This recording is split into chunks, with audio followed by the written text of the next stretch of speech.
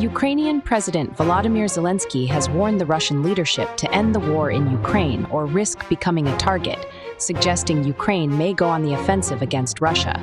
Zelenskyy said in an interview on September 25th with Axios, warning that Ukraine will use the long-range weapons if he has them, and also warned the Kremlin leaders to know where the nearest bomb shelters are. If we will have such long-distance weapon from the United States, we will use it. First of all, they have to know where their bomb shelters are. If they will not stop the war, they will need it in any case. Zelenskyy said Ukrainians are not terrorists and will not attack civilians. Ukraine's allies have not supplied long-range weapons that could hit Russian targets, and had mostly supplied defensive weapons for Ukraine to defend itself against Russia's attacks since Russia invaded Ukraine in February 2022. In May, Germany, the UK, France, and the US lifted range restrictions on the weapons provided to Ukraine. Zelenskyy said that Ukraine has combat drones that can travel up to 3,000 kilometers or 1,800 miles, which is within striking distance of the Kremlin, Russian leader Vladimir Putin's official residence, approximately 450 kilometers or 280 miles from Ukraine's border.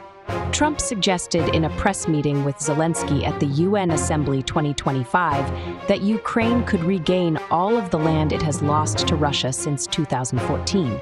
Trump pointed to Ukraine's resilience in defending against Russian attacks for more than 3.5 years and suggested that Russia's military strength was in name only. 3.5 years and they've gotten not so far, so we'll see what happens. But the other side can fight too, and they've proven that. Maybe it could be that Russia's a paper tiger. I don't know what they are, but 3.5 years of fighting and killing everybody, of killing 7,000 people a week for nothing.